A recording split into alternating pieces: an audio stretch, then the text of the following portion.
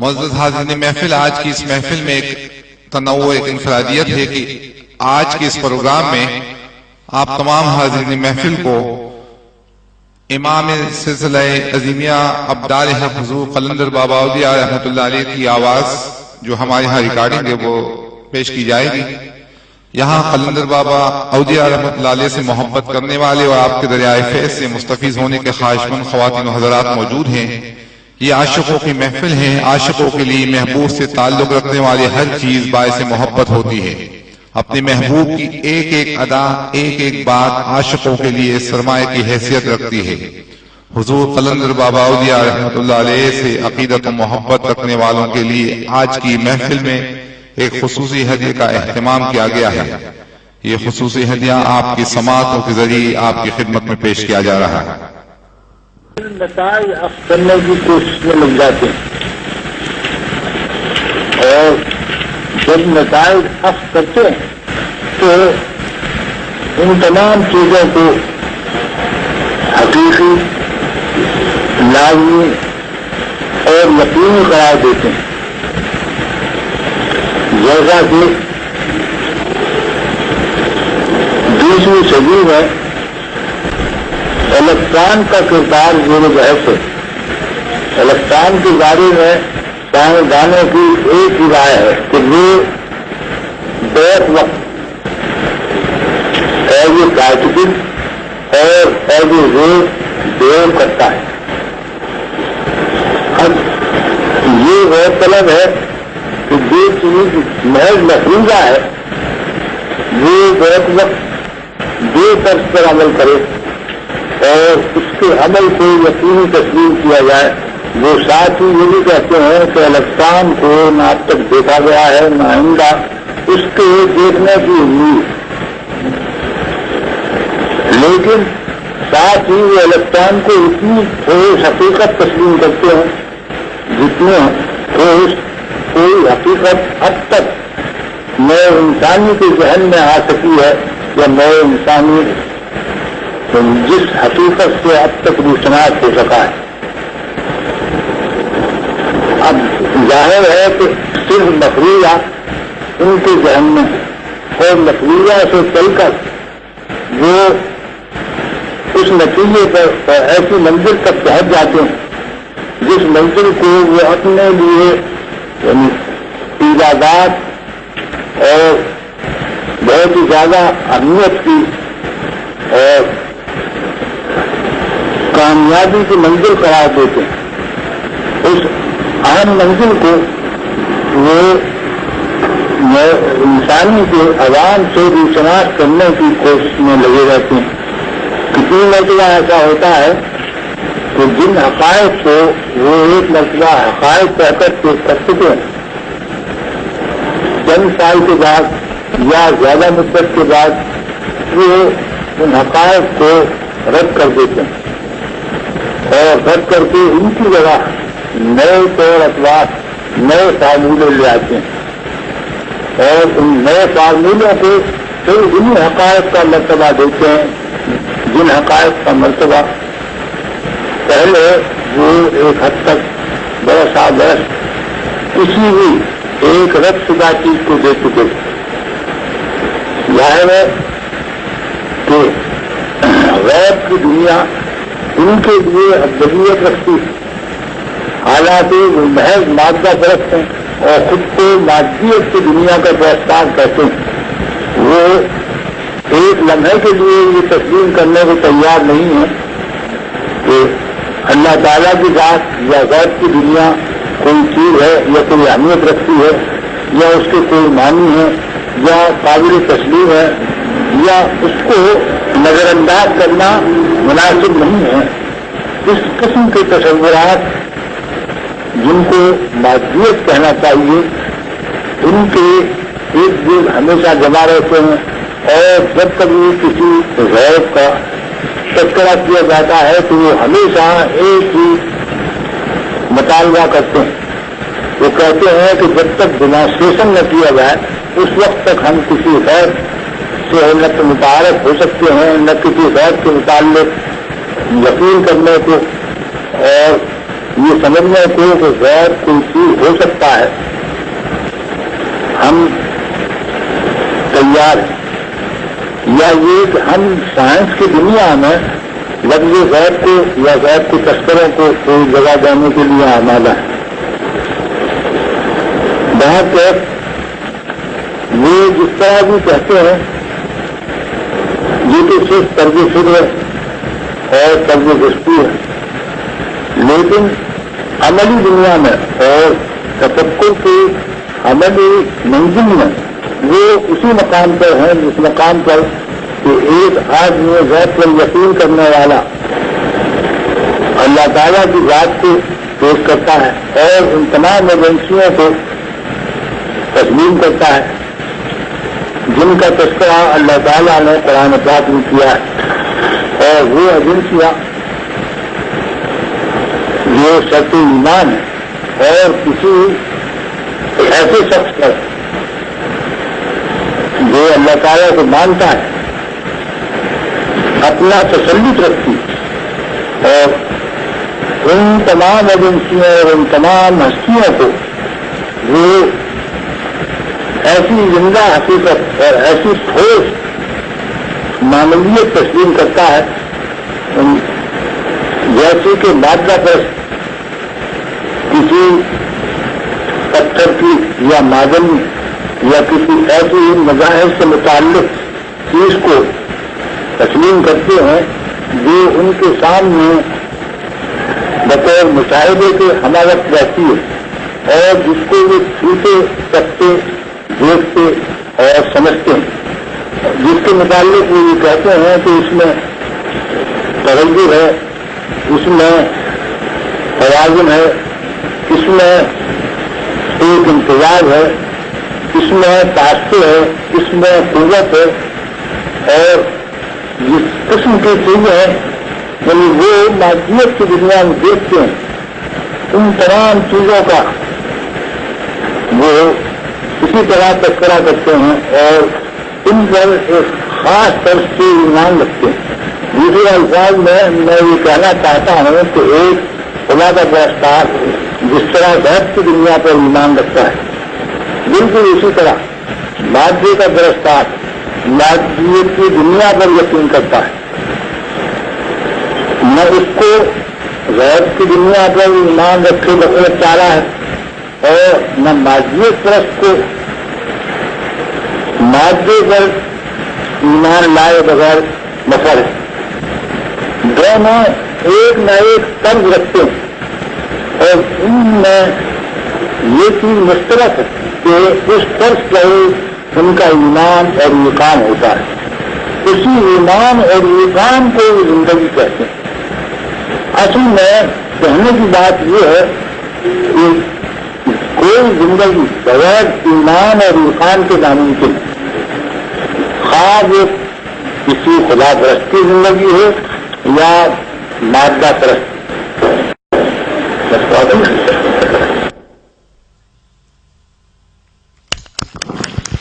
ماشاءاللہ، یہ بڑی خوش نصیبی ہے کہ آج آپ نے اس عظیم ہستی کی آواز سنی۔ معزز حاضرین محفل، انسانوں کو اللہ تعالیٰ سے قربت کا درس دینے والی ہستی وہ ذات جن کی تعلیمات آپ کو اس قابل بناتی ہے۔ الشیطان الرجیم، بسم اللہ الرحمن الرحیم۔ الف لام میم، ذلك الكتاب لا ريب فيه هدى للمتقين الذين يؤمنون بالغيب ويقيمون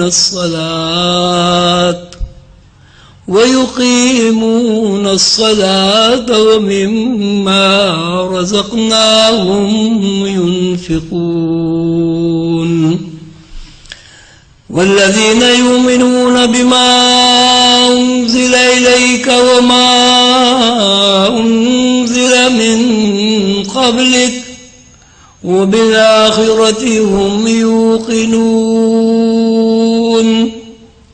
أولئك على هدى من ربهم وأولئك هم المفلحون۔ إن رحمة الله قريب من المحسنين وما أرسلناك إلا رحمة للعالمين ما كان محمد أبا أحد من رجالكم ولكن رسول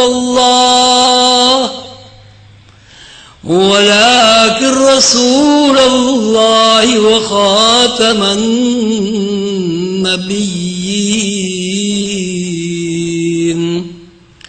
وكان الله بكل شيء عليما إن الله وملائكته يصلون على النبي يا أيها الذين آمنوا صلوا عليه وسلموا تسليما اللهم صل على محمد وعلى آل محمد كما صليت على إبراهيم وعلى آل إبراهيم إنك حميد مجيد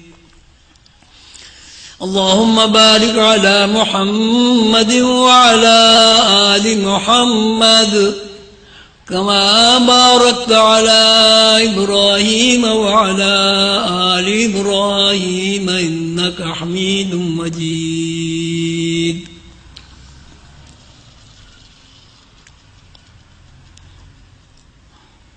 آدھی رات ہو گئی ہے یا ہونے کے قریب ہے. اللہ تعالیٰ نے حضور پاک صلی اللہ علیہ وسلم سے فرمایا یا ایھا المزمل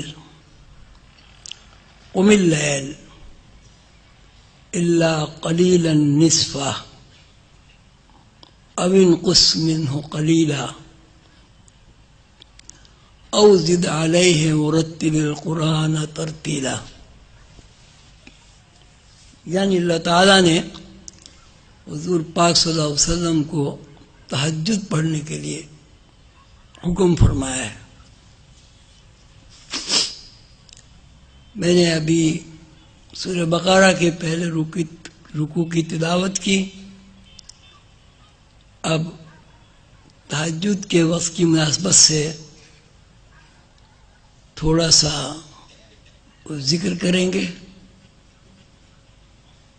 پھر چند منٹ کے لیے مراقبہ کریں گے اور اس کے بعد جسم و جان کے رشتے سے گفتگو کریں گے. اس طرح کہ میں جو کچھ کہوں وہ آپ سمجھ لیں اور جو کچھ آپ سمجھیں اس کا مجھے بھی ادراک ہو جائے. بسم اللہ الرحمن الرحیم. نفی اس بات کا ذکر کر لیں. تھوڑا سا ذکر کرنے سے اطمینان قلب حاصل ہوتا ہے. الا بذکر اللہ تطمئن القلوب.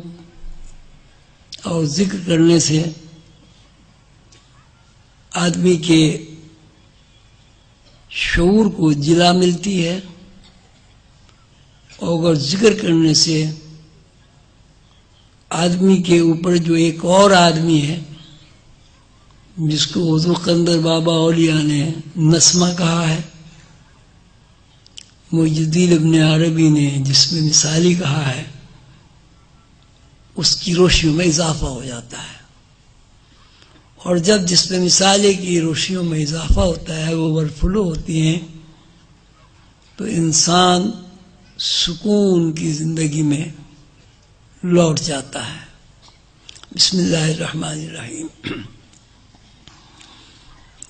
لا الہ الا اللہ لا الہ الا اللہ لا الہ الا اللہ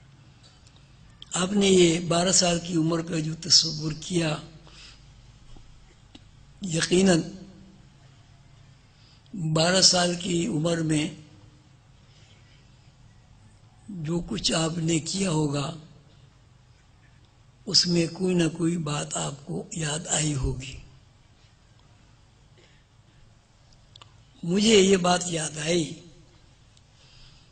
کہ ہندوستان میں میرا گھر ہے،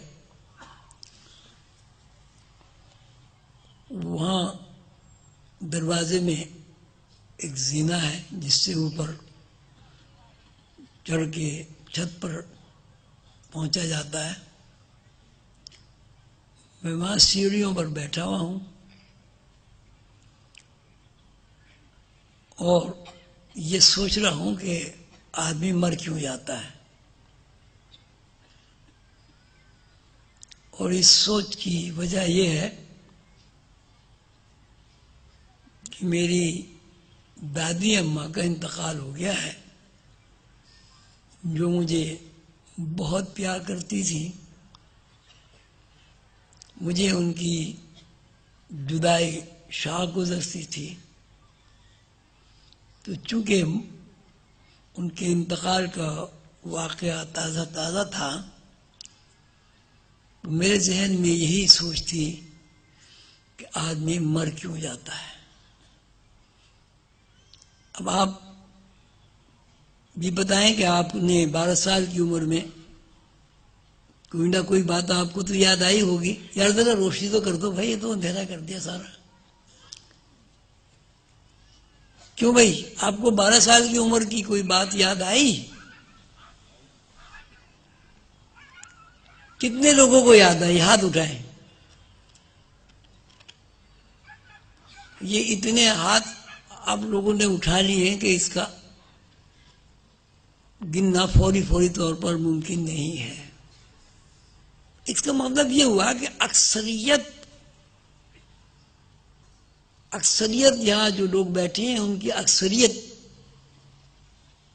یہاں بیٹھے بیٹھے 12 سال کی عمر میں منتقل ہو گئی۔ اس میں 60 سال کا آدمی بھی ہوگا، 70 کا بھی ہوگا، 80 کا بھی ہوگا، 20 کا بھی ہوگا۔ تو پہلی بات تو یہ بہت زیادہ غور طلب ہے کہ اگر کوئی آدمی 30 سال کا ہے تو وہ چند سیکنڈ میں 12 سال کی عمر میں کیسے واپس چلا گیا۔ دوسری غور طلب بات یہ ہے کہ اگر 30 سال میں سے 12 سال نکال دیے جائیں تو 18 سال کا وقت ہمارے سامنے آتا ہے۔ یہ 18 سال پہلے کی بات کیسے یاد رہ گئی؟ تیسری بات یہ ہے کیا ہم سوچ کے ذریعے ماضی میں منتقل ہو سکتے ہیں؟ جب ہم 18 سال پیچھے جا سکتے ہیں تو ہم 50 سال پیچھے بھی جا سکتے ہیں، اور ہم 200 سال پیچھے بھی جا سکتے ہیں۔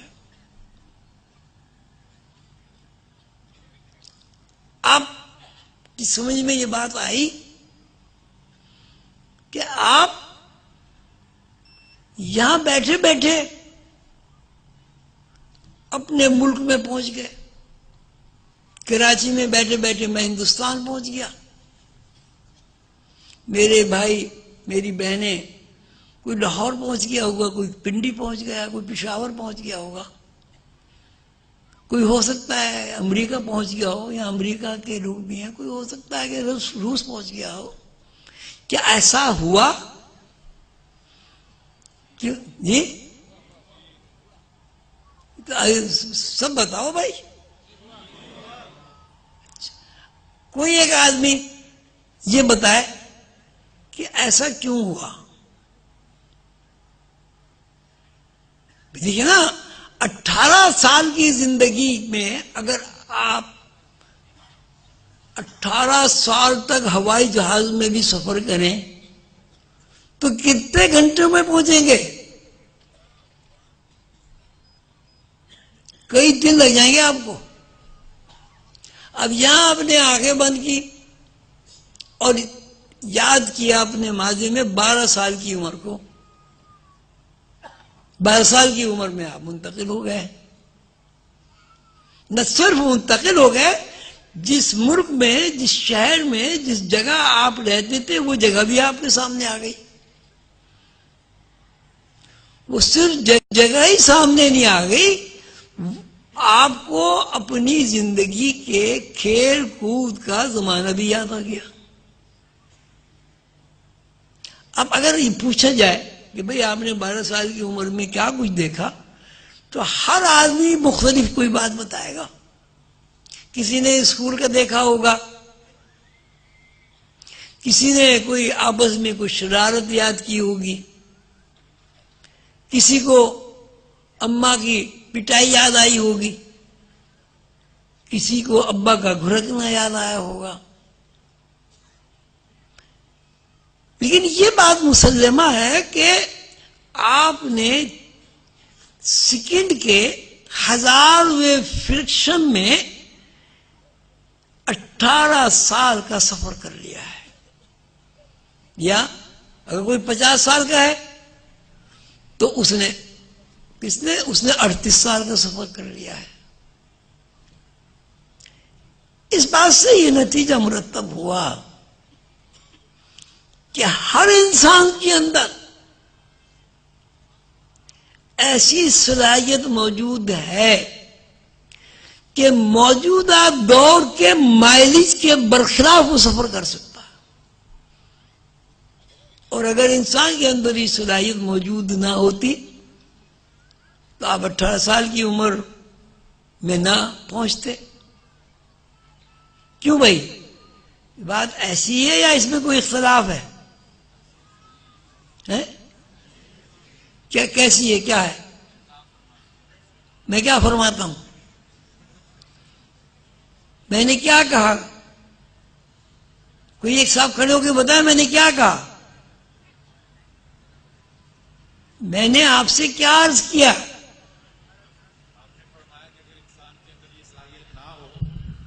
تو انسان کبھی بھی اپنے ماضی میں یا 12, 15, 18 سال کی عمر کا جو دورانیہ ہو اس کو عبور نہیں کر سکتا. بات سمجھ میں آ گئی؟ یہ میں نے ان سے اس لیے کہلایا کہ ایک گواہ ہو جائے. پتہ نہیں بابا کیا الٹی سیدھی باتیں کرتا تھا، جب دیکھو ایک نئی بات شوشہ چھوڑ دیتا ہے. تو یہ شوشہ نہیں ہے، انہیں میں سے ایک آدمی نے کھڑے ہو کے اس بات کی تصدیق کرتی ہے. اچھا، اب ایک بات اور آپ سے پوچھنی ہے، وہ یہ پوچھنی ہے کہ آپ کی جو بھی عمر ہے، آپ کب پیدا ہوئے تھے؟ 30 سال عمر ہے، تو 30 سال جب آپ پیدا ہوئے اس زمانے کا آپ نام کیا رکھیں گے؟ جی ماضی رکھیں گے نا. اچھا، آپ ماضی میں پیدا ہوئے، 30 سال پہلے آپ پیدا ہوئے ماضی میں، تو 30 سال کا جو یہ وقفہ آپ کا گزرا، یہ آپ کی زندگی ہے، آپ کی لائف ہے، آپ کے حواس ہیں، آپ کے جذبات و احساسات ہیں، آپ کے سرد و گرم ہیں، آپ کے ہیجانی جذبات ہیں، طوفانی جذبات ہیں، اور آپ کے نرم و لطیف جذبات ہیں. جو کچھ آپ نے کیا 30 سال میں وہ کہاں گیا بھائی؟ وہ ریکارڈ ہو گیا. ہر چیز ریکارڈ ہے. اگر ریکارڈ نہ ہوتی تو آپ 12 سال کی عمر میں واپس نہ جاتے. اگر 12 سال کی عمر یا 7 سال کی عمر یا 15 سال کی عمر ریکارڈ نہ ہوتی تو ہم 12 سال کی عمر میں واپس نہیں پلٹ سکتے تھے. یہ مطلب ہوا نا. تو ہم پیدا ہوئے ماضی میں، تو 30 سال کا بھی ماضی ہے. اور جب ہم 1 دن کے بچے ہوئے پھر 1 سال کے ہوئے تو 1 سال کیا ہوا جی؟ اب جب ہم 5 سال کے ہوئے تو 5 سال کیا ہوئے؟ اب ہم جوان ہو گئے. اب بچپن لڑکپن کیا ہوا بھائی؟ اب ہم بوڑھے ہو گئے تو جوانی کیا ہوئی؟ اب بوڑھے ہو گئے مر گئے. تو یہ جو پیدائش سے لے کے بڑھاپے تک کا زمانہ ہے اس کا ہم کیا نام رکھیں گے؟ کیا نام ہوگا اس کا؟ زور سے بولو یار. تو حال مستقبل کیا ہوا پھر؟ بہت غور سے بات کر رہی ہیں، سوچ سمجھ کے بات کریں. آپ کی بچپن کیا ہے؟ آپ کی جوانی کیا ہے؟ آپ کا بڑھاپا کیا ہے؟ حال مستقبل کیا ہوا؟ حال مستقبل کا آپ جو ذکر کرتے ہیں وہ کیا چیز ہے؟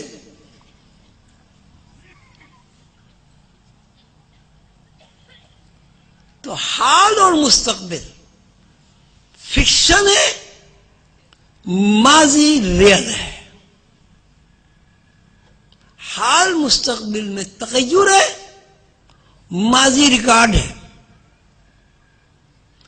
اس کا مطلب کیا ہوا؟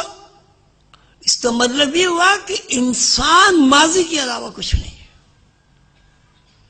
ماضی زمانے کو کہتے ہیں. حضور پاک صلی اللہ علیہ وسلم کا ارشاد ہے لا تسبوا الدہر ان الدہر هو اللہ. زمانے کو برا نہ کہو، زمانہ اللہ ہے. اب یہ بچپن سے ذرا آپ پیچھے کو چلے. پیدا ہونے سے پہلے ہم کہاں تھے؟ عالم ارواح کیا ہے؟ حال ہے مستقبل ہے جی؟ اچھا، عالم ارواح سے پہلے کیا تھا؟ اللہ تھا. تو اللہ کیا ہوا؟ اللہ بھی ماضی میں ہے. اللہ کو تو ماضی نہیں کہہ سکتے، لیکن اللہ ماضی میں ہے. اللہ زمانہ ہے. تو ہماری زندگی وہ پیدائش ہو، جوانی ہو، بڑھاپا ہو، ماضی کے علاوہ کچھ نہیں ہے. اب رہا حال مستقبل. ماضی کو سمجھنے کے لیے، ریئلٹی کو فکشن کا لباس پہنانے کے لیے حال اور مستقبل کی تقسیم ہوئی. اگر حال اور مستقبل نہیں ہوں گے تو ماضی کے ٹکڑے نہیں ہوں گے، ماضی کی تقسیم نہیں ہوگی، عمر کا تعین نہیں ہوگا، ماہ و سال نہیں بنیں گے. لیکن ماہ و سال کی بیس اور بنیاد ماضی کے علاوہ کچھ نہیں ہے. اور یہ حدیث لا تسبوا الدہر ان الدہر هو اللہ، زمانے کو برا نہ کہو، زمانہ اللہ ہے. اب یہ بات آپ کی سمجھ میں آ گئی. اب آپ ماضی سے گزر کے لڑکپن، جوانی، بڑھاپا، آپ یہاں سے غائب ہو گئے، اس دنیا سے غائب ہو گئے. کہاں چلے گئے؟ کہاں چلے گئے؟ غیب میں چلے گئے. جب غیب میں چلے گئے تو کیا ہو گئے؟ خود غائب ہو گئے. بھائی غیب میں جانے کا مطلب کیا ہوا؟ خود غائب ہو گئے. تو اب دو باتیں ہمارے سامنے آئیں کہ ہر انسان ماضی ہے اور ہر انسان غائب ہے. ماضی عالم ارواح ہے، یوم ازل ہے. یوم ازل کہیے، ماضی یوم ازل ہے. مرنے کے بعد کی دنیا غیب ہے. یوم ازل میں اللہ ہے، وہ بھی غیب ہے. تو ماضی میں بھی غیب اللہ ہے اور مرنے کے بعد بھی غیب اللہ ہے. تو انسان کی اصل کیا ہوئی؟ غائب ہوئی. جب انسان کی اصل غائب ہو گئی تو انسان غیب کو کیوں نہیں پہچان سکتا, غیب کو کیوں نہیں جان سکتا؟ اس کی تو بیس جو ہے. اب آپ کی بیس روح ہے یا یہ جسم انسانی ہے, مادی جسم ہے یا روح ہے؟ روح آپ کی بیس ہے. روح غیب ہے, ظاہر ہے. مادی جسم آپ کا ظاہر ہے. لیکن مادی جسم کی تمام حرکات و سکنات کس کی تابع ہے؟ روح غیب ہے. تو آپ کی حیثیت کیا ہوئی؟ تو آپ کی حیثیت غیب کی ہوئی. تو جب ہم سب غیب ہیں تو غیب الغیب اور ماورائے غیب کو کیوں نہیں دیکھ سکتے, کیوں نہیں اسے پہچان سکتے؟ کوئی مشکل مضمون تو نہیں لگ رہا ہے یار؟ کیوں بھائی, کتنے لوگوں کو مشکل لگ رہا ہے وہ ہاتھ اٹھائیں. وہی تو ماشاءاللہ سارے مجھ سے زیادہ ہی قابل ہو گئے بھائی.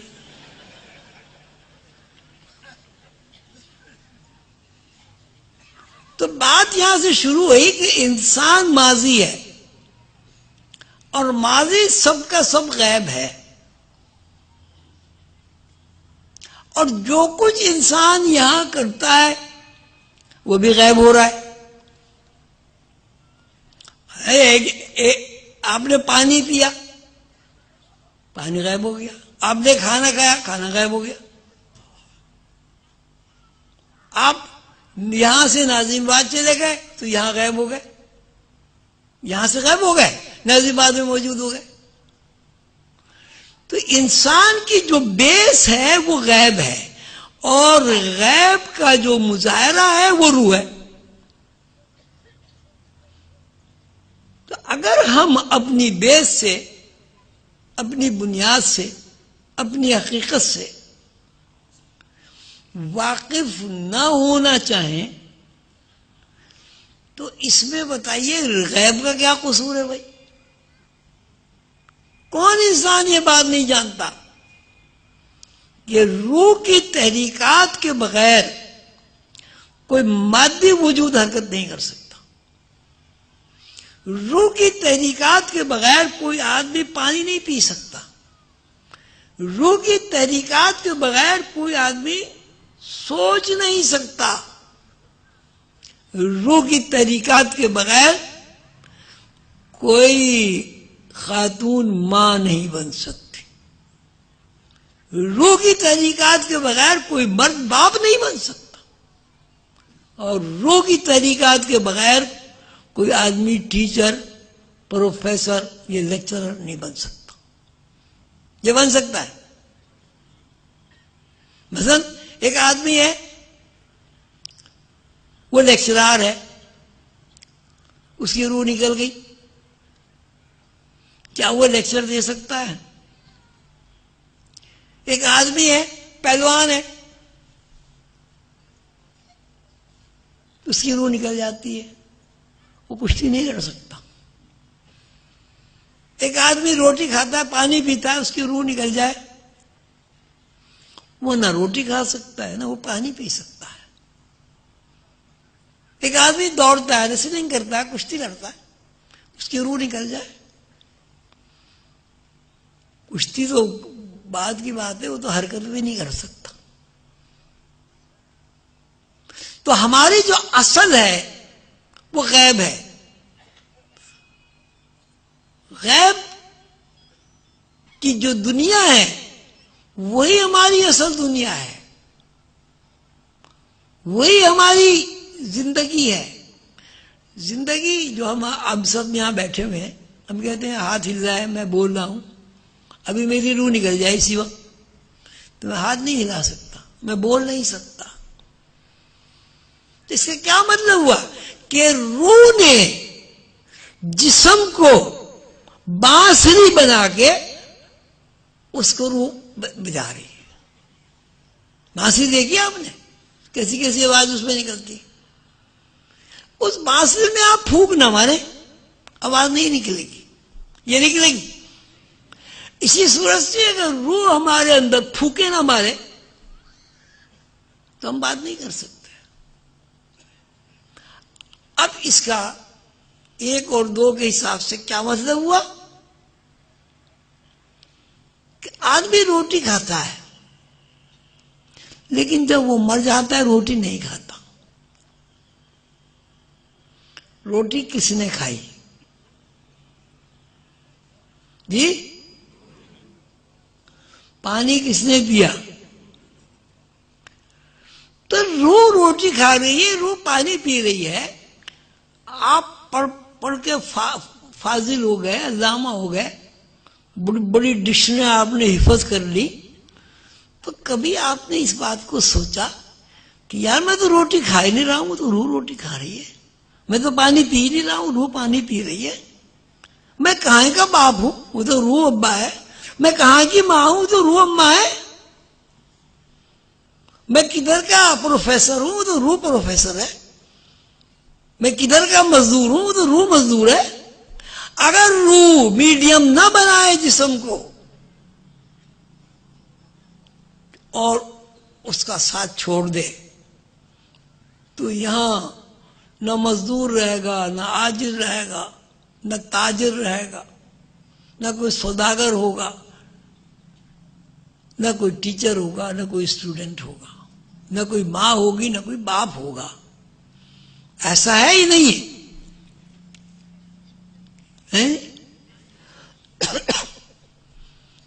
اب یوں بتائیں آپ، روٹی کون کھاتا ہے اور پانی کون پیتا ہے؟ تو وہ آپ تو کہتے ہیں میں روٹی کھاتا ہوں. ہم سب یہی کہتے ہیں، ہم روٹی کھاتے ہیں، ہم کپڑے پہنتے ہیں. کپڑے کون پہنتا ہے؟ کسی مردہ جسم نے تو آج تک کبھی کپڑے نہیں پہنے، یا پہنے نہیں پہنے. اللہ تعالیٰ کے نظام کے تحت یہ جو 1,24,000 پیغمبر اس دنیا میں تشریف لائے ہیں، اس دنیا میں نہیں، دنیاؤں میں، کروڑوں دنیاؤں میں جو تشریف لائے ہیں. دنیا ایک نہیں ہے، ایسی کروڑ دنیا ہے. سورج ایک نہیں ہے، کروڑوں سورج ہیں. چاند ایک نہیں ہے، کروڑوں چاند ہے. اللہ کی مخلوق ہر جگہ آباد ہے. ایسا نہیں ہے جیسے اگر یہ ہماری دنیا. حضور قندر بابا اولیاء رحمۃ اللہ علیہ نے مجھ سے فرمایا کہ ہماری دنیا کائنات میں سب سے چھوٹا کرہ ہے، سب سے چھوٹی کرہ ہے. اور اس کی مثال انہوں نے یہ فرمائی کہ ایک بہت بڑا گنبد ہے، کسی مزار کا، کسی مسجد کا بہت بڑا گنبد ہے. سوئی لے کے روشنائی میں ڈبو کے اس پہ گنبد پہ لگا دیا جائے تو جتنا بڑا وہ دھبا ہوگا یا نقطہ ہوگا، کائنات میں ہماری دنیا کا وہ مقام ہے. اتنی چھوٹی دنیا ہے. اب آپ اندازہ لگائیے، پورا بڑا گنبد، اس میں سوئی کا ایک نشان. یعنی گنبد جتنی بڑی بڑی دنیا بھی یہاں موجود ہے. اور ہر دنیا میں ایک ہی نظام کام کر رہا ہے. فَلَن تَجِدَ لِسُنَّتِ اللَّهِ تَبْدِيلًا وَلَن تَجِدَ لِسُنَّتِ اللَّهِ تَحْوِيلًا. اللہ تعالیٰ فرماتے ہیں میں نے جو نظام بنا دیا بس وہ نظام قائم ہو گیا. اس میں نہ کوئی تبدیلی ہوتی ہے، نہ اس میں کوئی تعطل ہوتا ہے. وہ رکتا بھی نہیں ہے، وہ تبدیل بھی نہیں ہوتا. آپ نے دیکھا سورج میں کبھی تبدیلی ہوتی ہے؟ کبھی سورج میں تعطل واقع ہوا کہ بھئی 2 گھنٹے بعد نکل آئے، 4 گھنٹے بعد نکل آئے؟ تبدیلی ہوئی، کبھی جنوب سے نکل آیا، کبھی شمال سے نکل آیا، کبھی مشرق سے نکل آیا. فَلَن تَجِدَ لِسُنَّتِ اللَّهِ تَبْدِيلًا. اللہ کی مشیت میں تبدیلی نہیں ہے، اور اللہ کی مشیت میں تعطل بھی نہیں ہے، رکنا بھی نہیں ہے. کب سے دنیا بنی؟ ایک تسلسل ہے کہ انسان پیدا ہو رہے ہیں، انسان جا رہے ہیں، انسان آ رہا ہے، انسان جا رہا ہے. بکری پیدا ہو رہی ہے، بکری جا رہی ہے، آنا جانا تعطل نہیں ہے. اور کیسی عجیب بات ہے اللہ کے نظام میں. آپ ذرا غور فرمائیں، بکری کی بھی کان ہے وہ بھی سنتی ہے، انسان کی بھی کان ہے وہ بھی سنتا ہے. بکری کی بھی ناک ہے وہ بھی سنتی ہے، انسان بھی سنتا ہے. بکری کی بھی آنکھ ہے وہ بھی دیکھتی ہے، انسان کی بھی آنکھ ہے وہ بھی دیکھتا ہے. انسان کے اندر بھی بھیجا ہے، دماغ ہے، حافظہ ہے، بکری کے اندر بھی ہے. یہ الگ بات ہے، کہیں زیادہ ہے کہیں کم ہے، تو انسانوں کے اندر بھی کم زیادہ ہوتا ہے. بکری کے بھی پیر ہیں، انسان کے بھی پیر ہیں. بکری کے بھی ہاتھ ہیں، انسان کے بھی ہاتھ ہیں.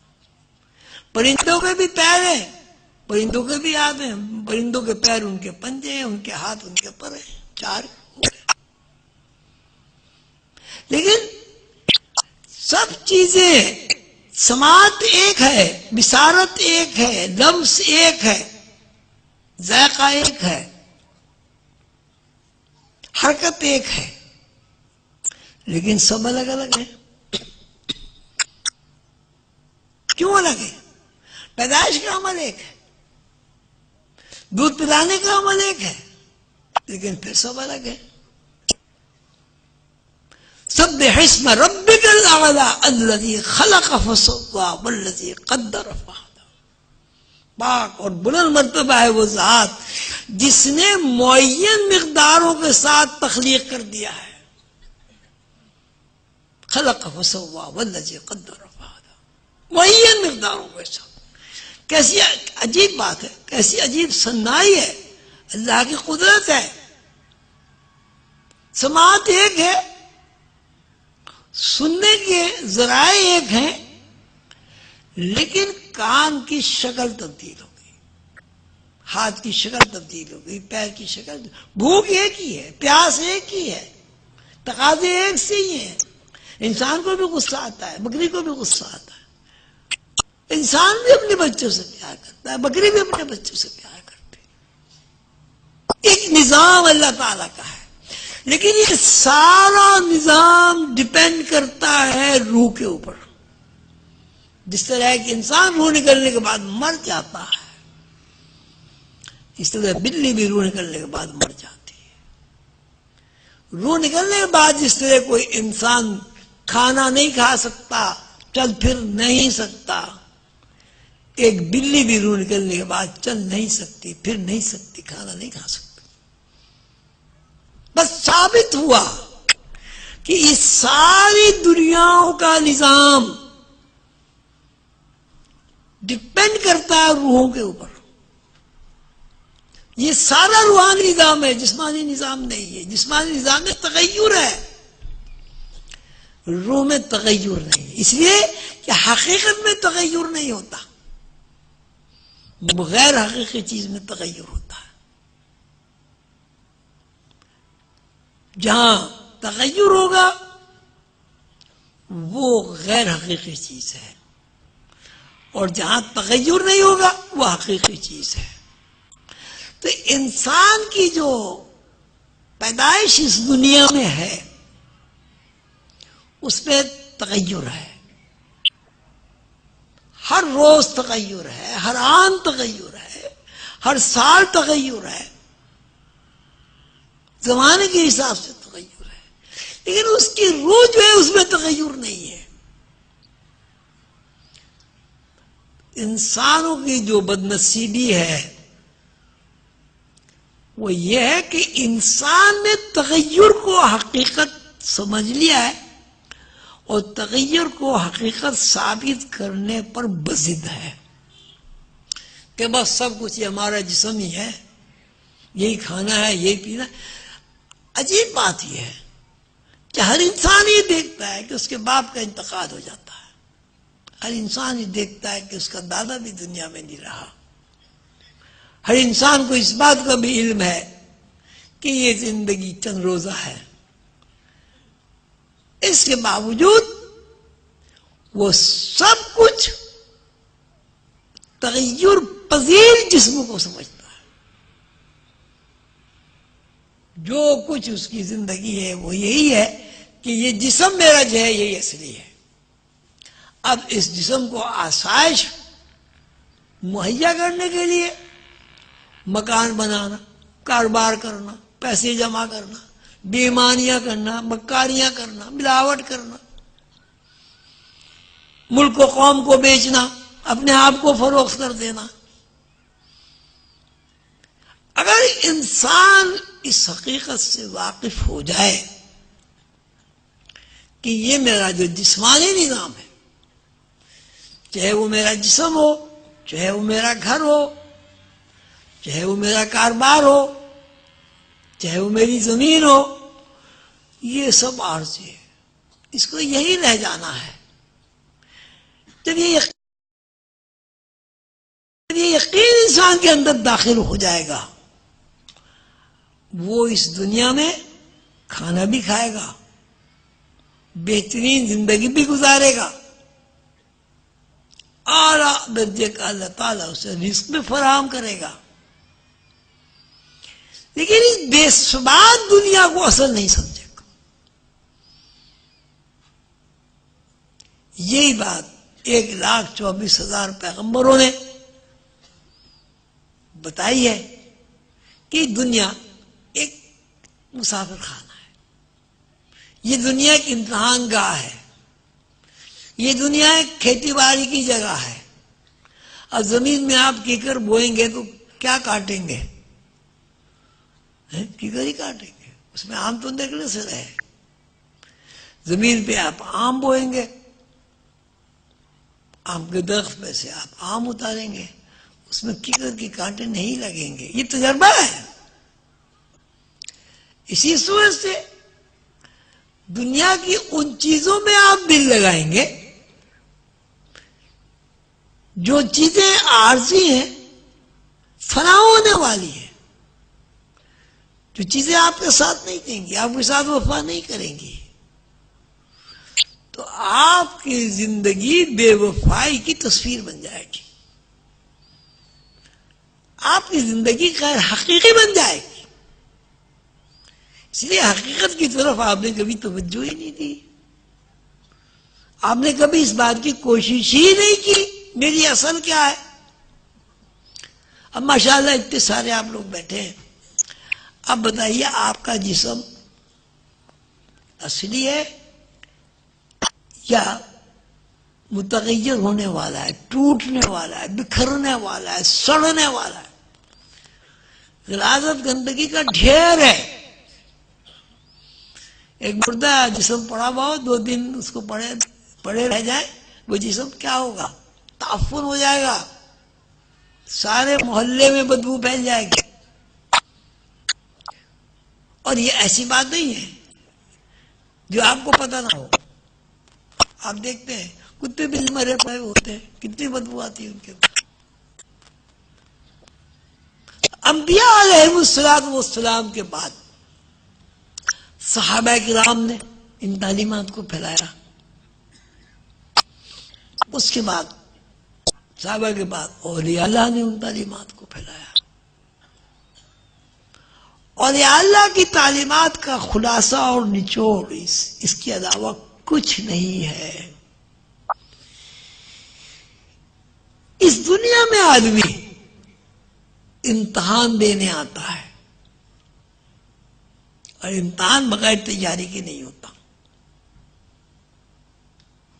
اگر آپ فکشن اور متغیر چیزوں کے انہماک میں امتحان دیں گے تو نتیجہ اس کا فکشن ہی نکلے گا، آپ کے ہاتھ کچھ نہیں لگے گا. فَمَن يَعْمَلْ مِثْقَالَ ذَرَّةٍ خَيْرًا يَرَهُ وَمَن يَعْمَلْ مِثْقَالَ ذَرَّةٍ شَرًّا يَرَهُ. اللہ تعالیٰ کہتے ہیں کہ تم جو کچھ یہاں کرتے ہو اس کا ایک ایک ذرہ محفوظ ہے، ریکارڈ ہے، تولا جاتا ہے. مثقال ذرة خیرا یرا، اگر خیر کا ایک ذرہ ہے، آپ نے 1 ذرہ برابر خیر کی ہے، وہ بھی محفوظ ہے، ریکارڈ ہے. اور اگر کسی نے 1 ذرہ برابر برائی کی ہے، وہ بھی ریکارڈ ہے. وہی ریکارڈ جب آپ اس دنیا سے جائیں گے آپ کی زندگی ہے. اگر آپ کے ریکارڈ میں خیر ہے تو وہاں کی ساری زندگی آپ کے لیے خیر ہے، اور اگر آپ کی زندگی میں شر ہے تو مرنے کے بعد کی ساری زندگی آپ کے لیے شر ہے. غیب سے آپ آئے،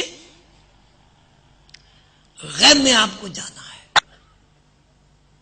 غیب سے آنا، غیب میں جانا اس بات کی ضمانت ہے کہ غیب سے آنے کے بعد اور غیب تک جانے کے بعد کی جو زندگی ہے وہ ایک سفر ہے، اس میں کہیں قیام نہیں ہے، مستقل قیام نہیں ہے. الدنیا مزرعۃ الآخرہ، حضور پاک صلی اللہ علیہ وسلم نے فرمایا یہ دنیا کھیتی کی طرح ہے، جو یہاں بو دو گے وہ آخرت میں کاٹ لو گے. تو میں کہاں سے شروع ہوا تھا؟ میں شروع ہوا تھا ماضی سے. دیکھیے آپ ماضی سے آئے، عالم روح سے آئے،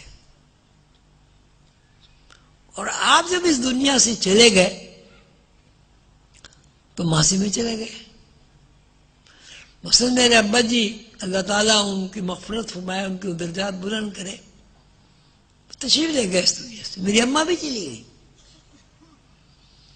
تو میرے لیے تو ماضی ہو گئی نا.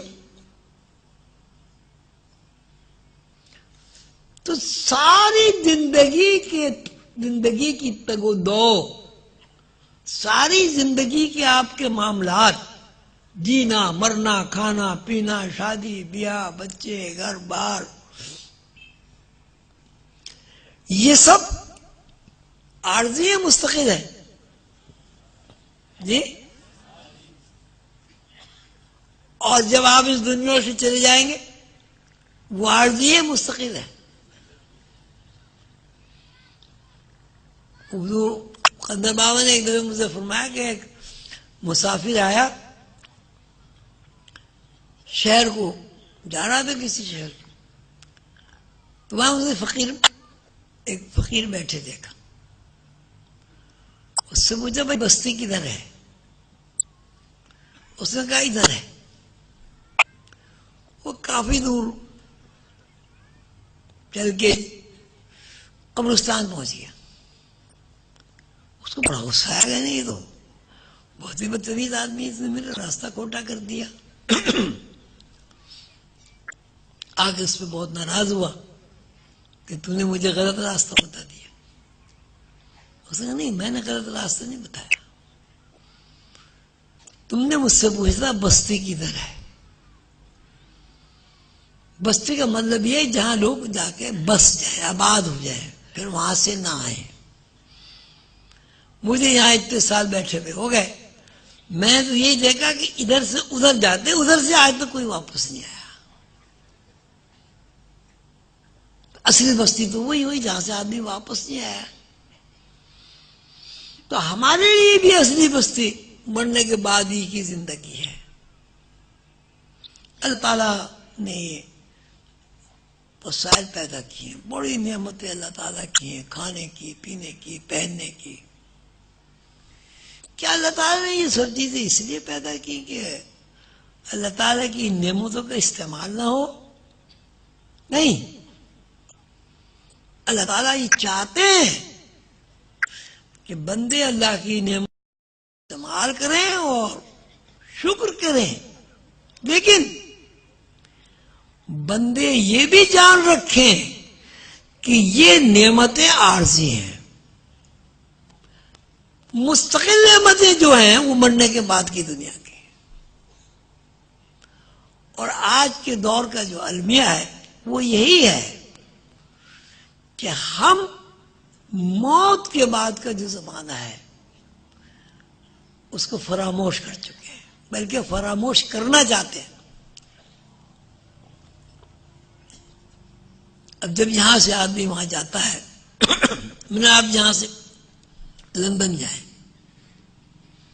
تو سرمایہ آپ اکٹھا کرتے ہیں، کچھ نہ کچھ پیسے آپ کے پاس ہوتے ہیں. مرنے کے بعد جب آپ جس دنیا میں جائیں گے، پتہ نہیں 1,00,000 سال کی دنیا ہے، 10,000 سال کی دنیا ہے، اگر آپ وہاں کے لیے سفر خرچ نہیں رکھیں گے تو آپ کو پریشانی ہوگی. تو اللہ تعالیٰ کے نظام کے تحت ہر انسان کا یہ فریضہ ہے کہ وہ ماضی کو یاد کرے. جب آپ ماضی کو یاد کریں گے تو اللہ تعالیٰ کی جو نعمتیں ہیں وہ بھی آپ کو یاد آئیں گی. 9 مہینے ماں کے پیٹ میں رہنا آپ کو یاد آئے گا. پیدائش کے بعد 2.25 سال 2.5 سال دودھ پینا آپ کو یاد رہے گا. والدین کی شفقت اور محبت سے تعلیم حاصل کرنا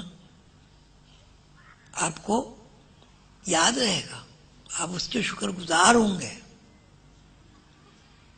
اور جب آپ شکر گزار ہوں گے تو اللہ کے بھی اس لیے شکر گزار ہوں گے کہ اللہ اگر ماں باپ پیدا نہ کرتا تو ہم کہاں سے پیدا ہوتے؟ اللہ اگر وسائل پیدا نہ کرتا تو ہم زندہ کیسے رہتے؟ یہ جتنے صوفیاء کرام ہیں بڑے بڑے، میں نے جو کچھ پڑھا ہے، یہ جو میں نے جو کچھ سیکھا ہے، اس کا نچوڑ یہی ہے کہ انسان اپنے ماضی کو یاد رکھے. جتنا آپ اپنے ماضی کو یاد رکھیں گے اتنے ہی سوکھے رہیں گے، اتنے ہی آرام سے رہیں گے. اور جتنا زیادہ آپ اپنے ماضی کو بھولنے کی کوشش کریں گے، ماضی کو بھولیں گے، اتنے ہی آپ بے سکون اور پریشان ہو جائیں گے. اس سے زیادہ میرے اندر ذرا بولنے کی ہمت ختم ہو گئی ہے. آج صبح سے مجھے بلڈ پریشر کئی دفعہ، ابھی بھی میں گیا تھا تو گولی کھانے گیا تھا. انشاءاللہ پھر ملاقات ہوگی. بس مختصر میں یہ عرض کرنا چاہتا ہوں، آپ اپنا ایک پروگرام، محاسبے کا پروگرام بنائیں. رات کو سونے سے پہلے یہ یاد کریں کہ پیدا ہونے کے بعد سے اللہ نے ہمیں کتنی نعمتیں عطا فرمائی ہیں. آنکھ کی نعمت یاد کریں. اگر آدمی سو جائے، صبح کو اندھا ہو کے اٹھے تو ہر چیز اس کے لیے بیکار ہو جائے گی. کان کی نعمت، آدمی بہرا ہو جائے تو کیا ہوگا؟ آدمی کے ہاتھ پیر لولے ہو جائے، آدمی لنگڑا ہو جائے، کیا کرے گا؟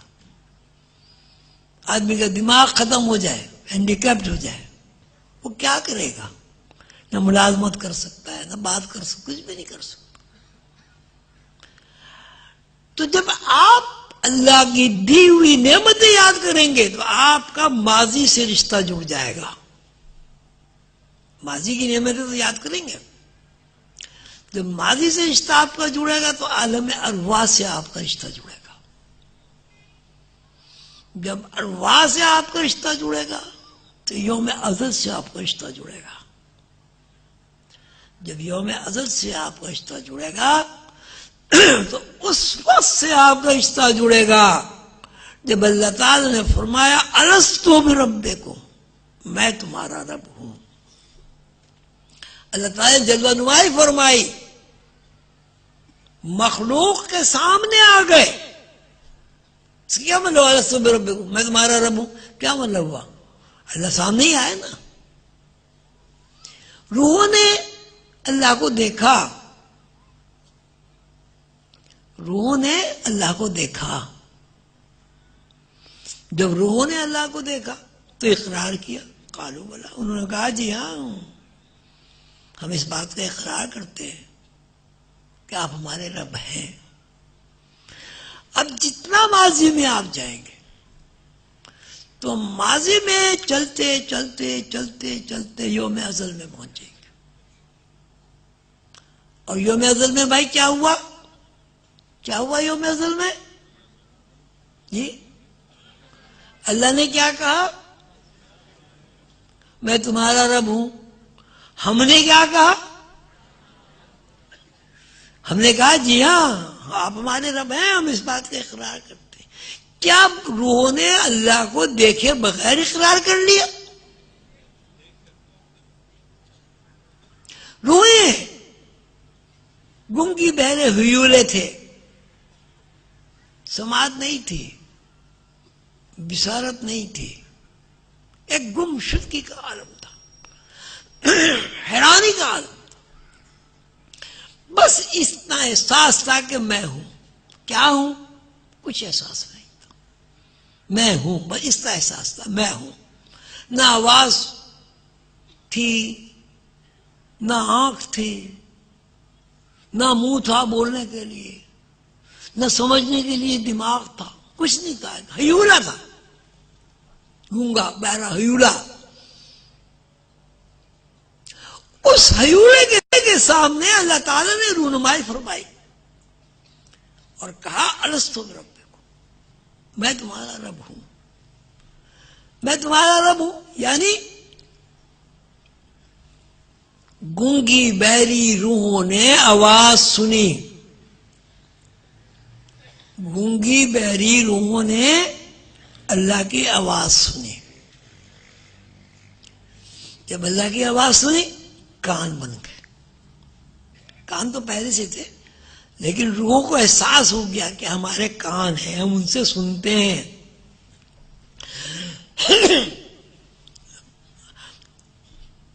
آواز کی طرف جب روحیں متوجہ ہوئیں، ظاہر ہے آپ کہیں ڈاکٹر صاحب، میں یہاں سے کہوں ڈاکٹر صاحب تو بول کہیں بھائی جو بھی ڈاکٹر ہوگا وہ میری طرف متوجہ ہو جائے گا، بھائی کس نے آواز دی؟ روح نے آواز سنی، سماعت پیدا ہو گئی۔ روح نے اس آواز کی طرف متوجہ ہو کر جب دیکھا بصارت بن گئی۔ آنکھیں تھی کہ پتہ نہیں تھا، آنکھ دیکھنے کی بصارت بن گئی۔ آواز سنی، بصارت بنی، آنکھوں نے دیکھا اللہ کو، اب قوت گویائی پیدا ہوئی۔ قالوا بلا، جی ہاں آپ ہمارے رب ہیں۔ جب قوت گویائی پیدا ہوئی اور روح نے اللہ کو دیکھا اور اللہ کو دیکھ کر ربوبیت کا اقرار کیا، تو روح کو یہ معلوم ہوا کہ یہ خالق ہے، میں مخلوق ہوں۔ جب یہ ادراک ہوا کہ میں مخلوق ہوں، برملا روحیں پکار اٹھی، قالوا بلا، جی ہاں آپ ہمارے رب ہیں۔ اب آپ یہ بتائیں آپ کس کی سماعت سے سنتے ہو؟ کس کی بصارت سے دیکھتے ہو؟ کس کے نطق سے بولتے ہو؟ کس کے دماغ سے اس بات کا اقرار کرتے ہو کہ اللہ ہے؟ اللہ تعالیٰ قرآن پاک میں فرماتے ہیں کہ تم میری سماعت سے سنتے ہو، تم میری دی ہوئی بصارت سے دیکھتے ہو، تم میرے دیے ہوئے نطق سے بولتے ہو۔ تو آپ اللہ کی بصارت سے دیکھ رہے ہیں، اللہ کی سماعت سے سن رہے ہیں، اللہ کی دی ہوئی قوت نطق سے بات کر رہے ہیں، اللہ کو دیکھ چکے ہیں، اللہ کو دیکھ کر اللہ کی ربوبیت کا اقرار کر چکے ہیں، اور پھر کہتے ہیں اللہ کو تو کوئی نہیں دیکھ سکتا۔ یہ کیا مطلب ہوا بھائی؟ ہاں آپ یہ کہہ سکتے ہیں کہ یہ مادی آنکھ، یہ جسمانی آنکھ اللہ کو نہیں دیکھ سکتی، تو اللہ نے خود فرما دیا لا تدرکہ الابصار وہ یدرکہ الابصار وہو اللطیف الخبیر، کہ اللہ تعالیٰ بہت لطیف ہے، خبر رکھنے والا ہے، یہ مادی آنکھ اللہ کو نہیں دیکھ سکتی، اللہ کو نہیں دیکھ سکتی، لیکن اللہ کو وہ آنکھ دیکھ سکتی ہے جو اصل میں اللہ کو دیکھ کر اللہ کی ربوبیت کا اقرار کر چکی ہے، وہ کان اللہ کی آواز سن سکتے ہیں، جو کان ازل میں اللہ کی آواز سن چکے ہیں۔ اللہ کی ربوبیت کا اقرار وہ ہونٹ یا منہ کر سکتا ہے جو ازل میں اللہ کو دیکھ کر اللہ کی ربوبیت کا اقرار کر چکا ہے۔ آپ اس بات کو سمجھ گئے ہیں کہ جسم کوئی چیز نہیں ہے۔ جب آدمی مر جاتا ہے تو آنکھ اس کی خراب نہیں ہو جاتی، جب آدمی مرتا ہے تو اس کے کان خراب نہیں ہو جاتے، جب آدمی مرتا ہے تو اس کے ہونٹ چپک نہیں جاتے، تحلیل نہیں ہو جاتے، جب آدمی مرتا ہے اس کے دماغ کا آپریشن کرے بھیجا موجود ہوتا ہے۔ کیا وجہ ہے؟ کان ہونے کے باوجود وہ آواز نہیں سنتا، کیا وجہ ہے؟ آنکھ ہونے کے باوجود وہ دیکھ نہیں سکتا، کیا وجہ ہے؟ کہ ہونٹ اور زبان ہونے کے باوجود وہ بول نہیں سکتا۔ کیوں نہیں بول سکتا؟ کیوں نہیں بول سکتا بتائیں؟ روح نکل گئی۔ تو روح نکلنے کا مطلب یہ ہوا کہ جب روح نکل جاتی ہے تو کان سننا بند کر دیتے ہیں، جب روح نکل جاتی تو آنکھ دیکھنا بند کر دیتی ہے، جب روح نکل جاتی تو ہاتھ پکڑنا بند کر دیتے ہیں۔ یہ مطلب ہوا نا۔ تو بھائی روح تو آپ کی دیکھ چکی ہے اللہ کو، اور یہاں بھی روح دیکھ رہی ہے، وہاں بھی روح نے دیکھا تھا۔ تو یہ چکر بازی کیا ہے جسم کی؟ جسم دیکھ نہیں سکتا، جسم سن نہیں سکتا، جسم بول نہیں سکتا، جسم پکڑ نہیں سکتا، جسم چل نہیں سکتا، سب کچھ تو روح کر رہی ہے۔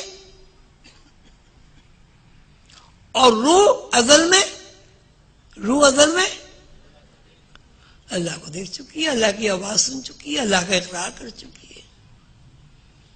تو کتنا آسان نسخہ ہے کہ آپ اپنی اصل سے باخبر ہو جائیں۔ بس یہی روحانیت ہے، یہی تصوف ہے۔ اور روح سے عدم واقفیت یہ تصوف نہیں ہے، یہ روحانیت نہیں ہے۔ میں نے جو کچھ اس وقت عرض کیا میں آپ کے یہ ذہن نشین کرانا چاہتا ہوں، اس بات کی میں نے کوشش کی ہے کہ آپ کا جسمانی وجود کچھ نہیں ہے، یہ سب روح کے تابع ہے۔ جب آپ زندہ ہیں جب بھی روح کے تابع ہے، اور جب آپ یہ میں مر جاتے ہیں تب بھی روح کے تابع ہے۔ تو جب آپ کی اس جسمانی وجود کی کوئی حیثیت ہی نہیں ہے تو آپ اس حیثیت کو کیوں نہیں تلاش کرتے جس کی وجہ سے آپ چلتے ہیں، پھرتے ہیں، کھاتے ہیں، پیتے ہیں اور زندہ ہیں؟ روح جب نکل جاتی تو آدمی زندہ نہیں ہوتا، اس کو مردہ کہتے ہیں۔ اسی بات کو فقراء بھی کہتے ہیں، انبیاء علیہ السلام بھی فرماتے ہیں، اپنے آپ کو پہچانو، اپنی اصل کو پہچانو، اپنی روح کو پہچانو، اپنی حقیقت کو پہچانو۔ اللہ تعالیٰ نے جو آپ کو سرفرازی عطا کی ہے اس کو پہچانو۔ آپ کی آنکھ کا پہلا ٹارگٹ، پہلا نشانہ، پہلی منزل اللہ تعالیٰ ہے۔ آنکھ نے پہلے اللہ کو دیکھا، کان نے پہلے اللہ کی آواز، سب سے پہلے جو کان نے آواز سنی وہ اللہ کی آواز سنی۔ ہونٹوں نے، زبان نے اگر کوئی کلام کیا ہے تو سب سے پہلے کلام یہ کیا؟ قالو بلا، جی ہم اقرار کرتے ہیں آپ ہمارے رب ہیں۔ آپ اللہ کو دیکھ چکے ہیں، اللہ کی آواز سن چکے ہیں، اللہ کو دیکھ کر اللہ کا اقرار کر چکے ہیں، خالق مان لیا ہے آپ نے اللہ کو، دوئی کا بھی پتہ چل گیا۔ جب روح نے کہا جی ہاں، آپ ہمارے رب ہیں تو کیا مطلب ہوا؟ آپ ہمارے رب ہیں، ہمیں رزق دینے والے ہیں، ہماری حفاظت کرنے والے ہیں، ہمیں پیدا کرنے والے ہیں، ہم مخلوق ہیں۔ تو روئیں اس بات کا بھی اقرار کر چکی ہیں کہ ہم مخلوق ہیں، خالق نہیں ہیں۔ جب خالق نہیں ہے تو کبر نہیں ہونا چاہیے۔ جب ہم خالق نہیں ہیں تو ہمیں ہرگز یہ بات زیب نہیں دیتی کہ ہم زمین پر اکڑ کر چلیں۔ اللہ تعالیٰ فرماتے ہیں کہ تم زمین پر اکڑ کر چلتے ہو، تم اپنی اکڑ سے زمین کو پھاڑ نہیں دو گے، تمہارے اکڑ کر چلنے سے زمین پھٹ نہیں جائے گی۔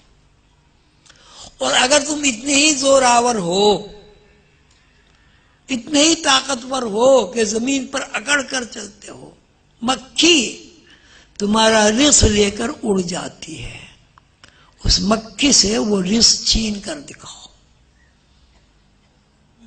فرماتے ہیں اللہ اتنا بڑا ہے، وہ مکھی مچھر کی مثال دینے سے نہیں شرماتا۔ آپ اتنے سارے لوگ ہیں، بتائیے مکھی آپ کا رزق لے کے اڑ جائے، آپ چھین سکتے ہیں اس سے؟ مکھی سے تو آپ رزق نہیں چھین سکتے، زمین پر اکڑ کر چلتے ہیں، گردن میں ہڈی پیدا ہو گئی ہے۔ دیکھیے ایک بات یاد رکھیے، زندہ آدمی نرم ہوتا ہے، موڑنیس ہوتی ہے اس میں، وہ مڑ سکتا ہے، گھوم سکتا ہے، لیکن مردہ آدمی میں مڑنے کی، جھکنے کی صلاحیت نہیں ہوتی۔ اگر کسی آدمی کی اکڑ میں گردن اکڑ گئی تو وہ زندہ نہیں ہے۔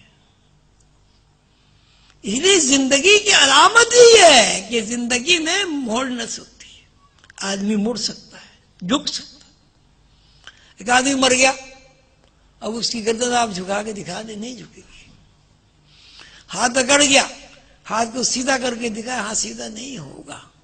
تو اگر کوئی انسان اپنی زندگی میں اکڑ گیا، وہ مر گیا، اس پر موت وارد ہو گئی، بظاہر وہ آپ کو زندہ نظر آتا ہے، لیکن اللہ کے قانون کے مطابق وہ مر گیا۔ اور جو آدمی یہاں مر گیا وہ آدمی ہر عالم میں مر گیا۔ ایک ہوتا ہے مرنا، ایک ہوتا ہے انتقال ہونا، دو بڑا فرق ہے۔ مرنا مردہ ہونا ہے، انتقال ہونا منتقل ہونا ہے۔ جب آدمی اس دنیا میں مرتا ہے تو جسم مرتا ہے، روح منتقل ہوتی ہے، جسم منتقل نہیں ہوتا، کسی کا جسم منتقل نہیں ہوتا۔ اس لیے آپ دیکھیں قبر میں آپ مردہ دبا کے آئے، 8 دن میں کھولیں مردہ پڑا ہوا ہوگا، 2 سال میں کھولیں ہڈیاں پڑی ہوئی ہوں گی، لیکن روح کا انتقال ایسا ہے کہ وہ آپ کو نظر نہیں آتی، روح منتقل ہو گئی، جسم کا وجود ختم ہو گیا، مٹی کے ذرات میں تبدیل ہو گیا، لیکن روح موجود ہے، خواب میں بھی نظر آ جاتی، تذکرہ بھی ہوتا۔ اب بتائیے کہ آدمی مر گیا،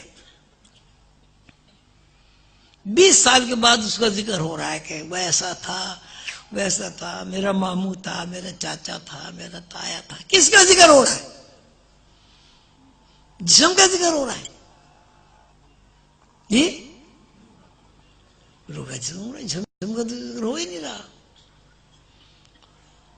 اکڑنا، غرور کرنا، تکبر کرنا، دوسروں کو اپنے سے کمتر سمجھنا، اپنے آپ کو دوسروں سے برتر سمجھنا، خاندانی روایات کا پابند ہونا، قتل کرنا، یہ سب مردہ ہونے کی علامت ہے۔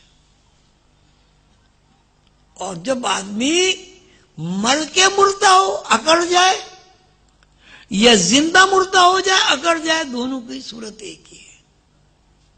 آدمی مر جاتا ہے مٹی میں مل جاتا ہے، ذرات میں تبدیل ہو جاتا ہے، روح منتقل ہوتی ہے، اور روح ہمیشہ موجود رہتی ہے۔ یہ جتنے بھی سلاسل ہیں، ان سلاسل کے جتنے بھی خانوادے ہیں، امام ہیں، کارکنان ہیں، سالکین طریقت ہیں، ان سب کی تعلیمات یہی ہیں کہ مردہ نہ بن جاؤ، انتقال کرتے رہو۔ انسان کی زندگی کا اگر تجزیہ کیا جائے تو وہ دو الفاظ میں یہ کہہ سکتے ہیں کہ انسان منتقل ہوتا رہتا ہے، بدلتا رہتا، تغیر کرتا رہتا۔ ازل میں تھا، ازل سے عالم ارواح میں آ گیا، عالم ارواح سے یا برزخ میں آ گیا، برزخ سے عالم ناسوت میں آ گیا، عالم ناسوت سے عالم اعراف میں آ گیا، عالم اعراف سے نفخ صور میں آ گیا، حشر و نشر میں آ گیا، یوم المیزان میں آ گیا، جنت میں چلا گیا، دوزخ میں چلا گیا۔ یہ کیا چیز جا رہی ہے؟ کیا چیز جا رہی ہے؟ روح منتقل۔ اور روح کا ایک وصف ہے کہ روح ہمیشہ چھپی بھی رہتی، روح ہمیشہ چھپی بھی رہتی، سامنے نہیں آتی، کیونکہ وہ چھپی بھی رہتی ہے، اس لیے وہ اپنے لیے ایک میڈیم بناتی ہے، ایک لباس بناتی ہے، ایک جسم بناتی ہے۔ جب یہاں روح آئی، یہاں اسے یہاں کے عناصر کے حساب سے اپنا جسم تخلیق کر لیا، مادی عناصر سے، سڑان سے، تعفن سے، گارے سے، دم سے۔ اور جب روح یہاں سے جائے گی تو وہاں اسی طرح اپنا لباس بنائے گی، روشنی سے لباس بنائے گی۔ کسی عالم میں روح اپنا لباس نور سے بناتی، کسی عالم میں روح اپنا لباس روشنی سے بناتی۔ روح اصل ہے، جسم نقل ہے۔ ہم جو لوگ اس دنیا میں زندہ ہیں، ہم سب جتنے لوگ بیٹھے ہوئے ہیں، ہم نقل ہیں، اصل نہیں ہے۔ کیونکہ ہم نقل کو اصل سمجھ رہے ہیں، یہی ہمارے لیے بربادی ہے، یہی ہمارے لیے پریشانی ہے، اور یہی ہماری لیے بے سکونی ہے۔ اللہ تعالیٰ کے ارشاد کے مطابق لقد خلقنا الانسان فی احسن تقویم، کہ ہم نے انسان کو بہترین صنائی پر تخلیق کیا۔ ثم رددناہ اسفل سافلین، پھر اس کو اسفل سافلین میں پھینک دیا گیا۔ اسفل سافلین کی زندگی سب جسم ہے، احسن تقویم سب روح ہے۔ اللہ تعالیٰ آپ کو خوش رکھے، آپ سے راضی ہو۔ آپ بہت دور دراز سے تشریف لائے اس سردی میں، مجھے دل سے آپ کی قدر ہے، میں آپ سے بہت زیادہ محبت کرتا ہوں، آپ کی ایثار اور خلوص کی قدر کرتا ہوں۔ آپ کی موجودگی میں، غیر موجودگی میں آپ کے لیے اللہ تعالیٰ کے حضور دعائیں کرتا ہوں۔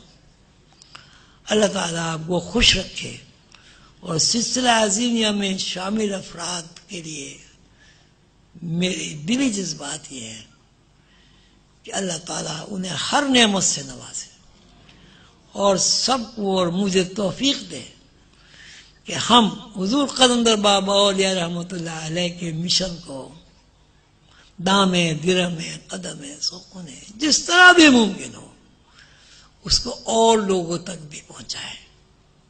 اللہ تعالیٰ نے ہمیں جو سکون کی نعمت عطا فرمائی ہے، اللہ تعالیٰ ہمارے ذریعے ہمارے بہن بھائیوں کو بھی وہ سکون عطا فرمائے۔ اللہم ربنا ظلمنا انفسنا وإن لم تغفر لنا وترحمنا لنكونن من الخاسرین۔ ربنا آتنا فی الدنیا حسنہ وفی الآخرة حسنة وقنا عذاب النار۔ صلی اللہ تعالی علی خیر خلقہ محمد وآلہ واصحابہ اجمعین برحمتک یا ارحم الراحمین۔ میری طرف سے اور تمام منتظمین کی طرف سے آپ سب حضرات کی آمد کا شکریہ.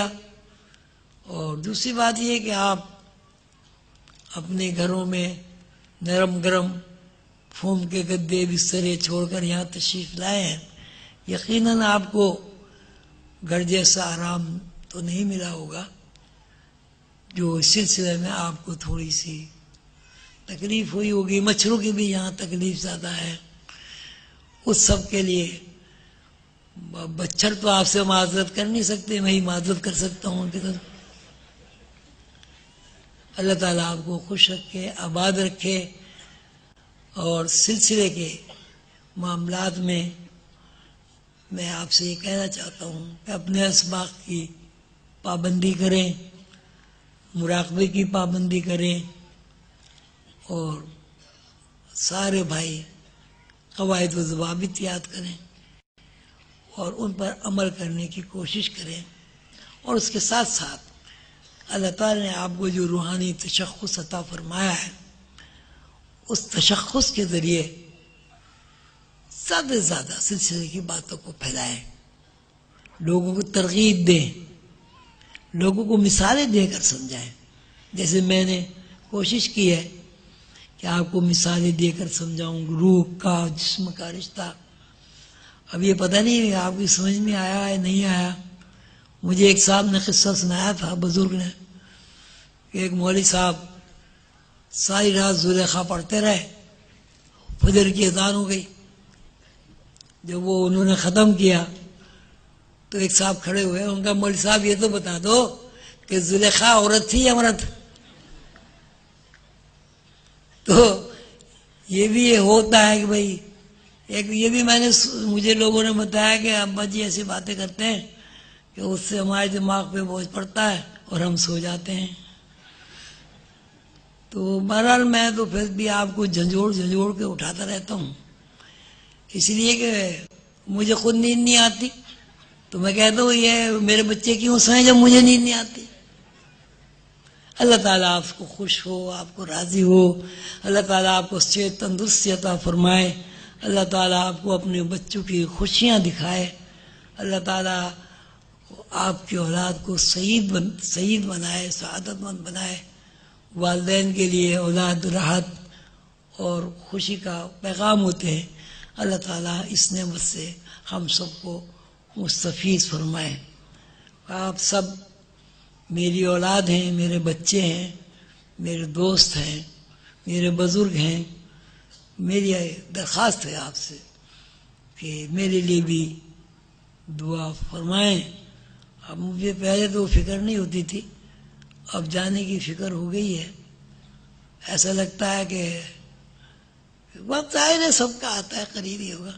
بس یہ فکر ہے کہ بھئی ایسا کچھ ہو جائے، آپ لوگ دعا کریں انشاءاللہ ہو جائے گا کہ مرنے کے بعد سرخروئی حاصل ہو جائے.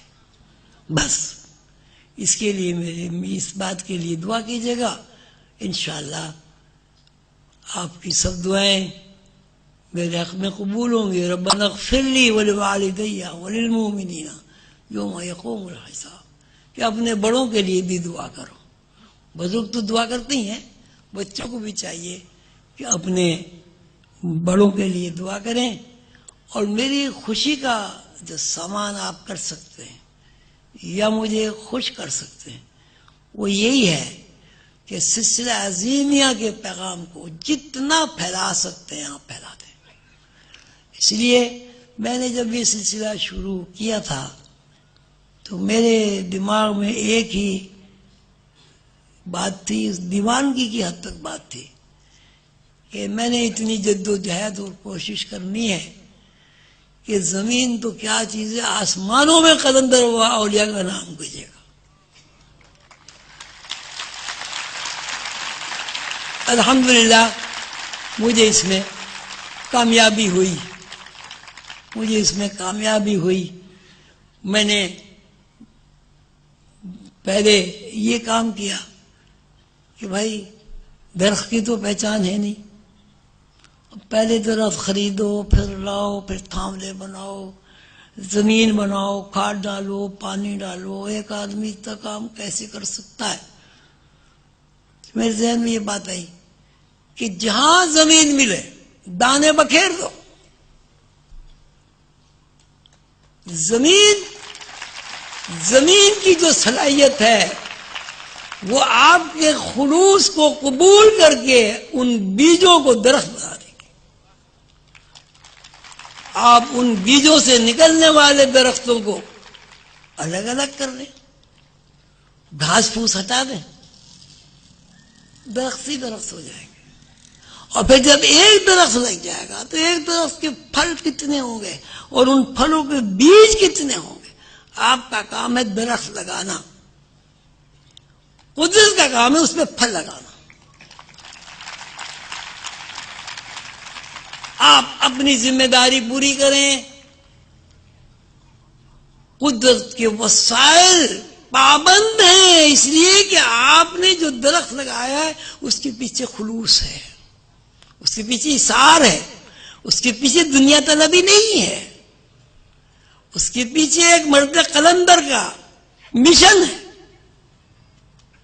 جس کی بات اللہ بھی مانتا ہے. اس کی بات فرشتے کیسے نہیں مانیں گے؟ زمین کیسے انکار کر سکتی ہے اس کو؟ جس آدمی کے بارے میں اللہ یہ فرماتا ہے میں اس کے کان بن جاتا ہوں، میں اس کی آنکھ بن جاتا ہوں، میں اس کے ہاتھ بن جاتا ہوں. اس بندے کے لیے قدرت کے وسائل کیسے انکار کر سکتے ہیں؟ آج یہ بات آپ کے سامنے ہے. ایک وقت ایسا تھا کہ ہم 2 آدمی تھے، 2 آدمی اراغ پکڑ لیتے تھے، 2 آدمی بیٹھے رہتے تھے. جو وقت کی مرشد نے کہہ دیا 4 بجے سے اتنے بجے تک بیٹھنا، ہم نے بیٹھنا شروع کر دیا. دیکھیے اللہ تعالیٰ نے لگن کو، جذبے کو، خلوص کو اور مرشد کی عنایت کو قبول فرمایا. ہزاروں سال کے سلسلے سب ہمارے لیے قابل احترام ہیں، سب ہمارے اسلاف ہیں. ہم بھی ان سلاسل کا تواتر ہیں، تسلسل ہیں. لیکن آج اللہ تعالیٰ کے فضل و کرم سے آپ دیکھ رہے ہیں کہ جتنے بڑے سلسلے ہیں ان کی صف میں ایک سلسلہ عظیم ابھی کھڑا ہوا ہے. چند سالوں میں اللہ تعالیٰ نے خلوص کی، عز و انکسار کی، دعاؤں کی، محنت کی. والذین جاہدوا فینا لنہدینہم سبلنا. یہ جو لوگ میرے لیے جد و جہد کرتے ہیں، شرط یہ فینا، میرے اندر، مجھ میں. کوئی صلہ نہیں ہوتا، کوئی مطلب نہیں ہوتا. فینا، جو لوگ میرے اندر، مجھ میں، میرے لیے جہد کرتے ہیں. فینا لنہدینہم سبلنا. میرے اوپر لازم ہے کہ میں ان کے اوپر ہدایت کے راستے کھول دوں گا. راستے، ایک راستہ نہیں، راستے، سبلنا، راستے کھل جاتے ہیں جب آپ اللہ کے لیے کوئی جد و جہد کریں اور کوشش کریں. ایک راستہ نہیں، ہزاروں راستے کھل جاتے ہیں. لنہدینہم سبلنا. حضور قندر بابا اولیاء رحمت اللہ فرماتے تھے کہ سلسلے کا ایک آدمی ایک، سلسلے کے 2 آدمی 11 اور سلسلے کے 3 آدمی 111. اب اس گنتی کو آپ جتنا چاہے بڑھاتے چلے جائیں.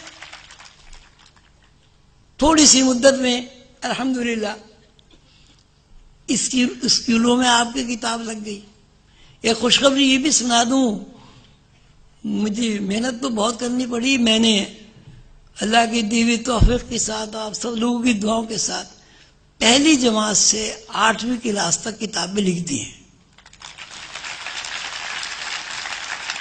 اور انشاءاللہ وہ اس سال چھپ بھی جائیں گی. 100 سے زیادہ اسکولوں میں 7ویں 8ویں کلاس کی کتابیں پڑھائی جانے لگی ہیں. عظیم گڑھ پبلک اسکول کی شاخیں میرے ذہن میں آیا کہ عظیمی پبلک اسکول کی شاخیں ہوں بھی ماشاءاللہ وہ بھی 9-10 اسکول بھی کھل گئے ہیں. لائبریریوں کا جو نیٹ ورک ہے وہ بھی آپ کے سامنے ہے. کالجوں میں ابھی کتابیں نہیں گئیں لیکن یونیورسٹی میں کتابیں پہنچ گئی ہیں.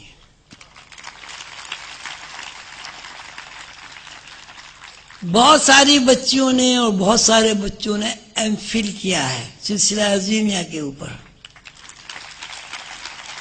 اور الحمدللہ آپ کے بھائی نے پی ایچ ڈی بھی سلسلے کے اوپر کر لیا.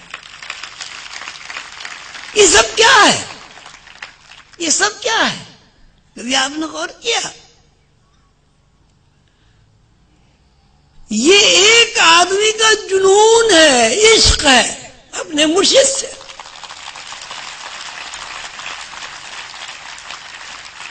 میری زندگی کا کوئی مقصد نہیں ہے، میری زندگی کا ایک ہی مقصد ہے کہ میرے مرشد کا مشن کامیاب ہو جائے.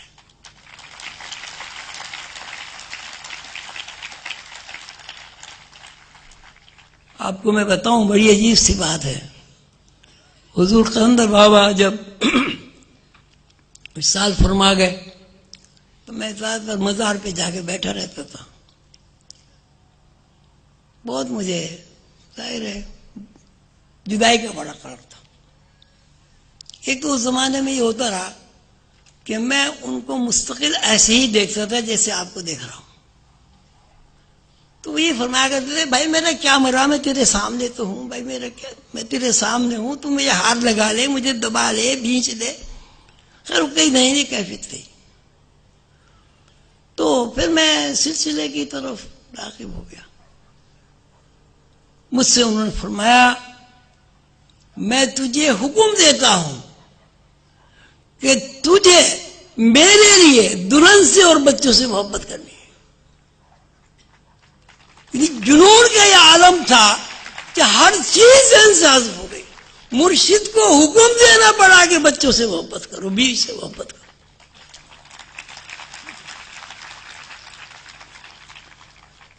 اللہ تعالی بہت بڑا ہے، اور میں دیکھتا ہوں میرے عظیمی بچوں میں یہ صفت منتقل ہوئی ہے. تھوڑے بہتے آپس میں اختلاف کے باوجود میرا تجربہ ہے، جب بھی سلسلے کی کوئی بات ہوئی، جب بھی مرشد کے لیے کچھ کرنا ہوا، وہ اس طرح ایک دوسرے سے سیر و شکر ہو جاتے ہیں کہ لگتا ہے کبھی اختلاف ہی نہیں تھا. لیکن ایک باپ کی حیثیت سے، مرشد کی حیثیت سے، استاد کی حیثیت سے میرا یہ دل چاہتا ہے کہ آپ لوگوں میں تھوڑا سا بھی اختلاف نہ ہو. اگر آپ کو کسی کی کوئی بات بری لگتی ہے تو ادھر ادھر باتیں نہ کریں، براہ راست اس سے بات کریں کہ بھئی تم نے ہمارے لیے یہ کہا. اگر وہ کہے کہ میں نے نہیں کہا تو بلا وجہ دشمنی نہ پالو، بس نہیں کہا، ٹھیک ہے، السلام علیکم. اس لیے کہ جتنی قومیں برباد ہوئی ہیں ان کی بڑی وجہ آپس کا اختلاف ہے، اور آپس کے اختلاف میں کوئی مالی فائدہ تو ہوتا نہیں، خام خواہ کا اختلاف ہے. قواعد و ضوابط میں یہ بات واضح طور پر لکھ دی گئی ہے کہ سلسلہ عظیمیہ وَاعْتَصِمُوا بِحَبْلِ اللَّهِ جَمِيعًا وَلَا تَفَرَّقُوا کے پلیٹ فارم پر نو انسانی کو اکٹھا کرنا چاہتا ہے. اگر ہمارے اندر اختلاف ہوگا، اگر ہمارے اندر شکر رنجی ہوگی، اگر ہمارے اندر منافقت ہوگی، تو ہم ساری نو انسانی کو کس طرح ایک توحید کے پلیٹ فارم پر جمع کر سکتے ہیں؟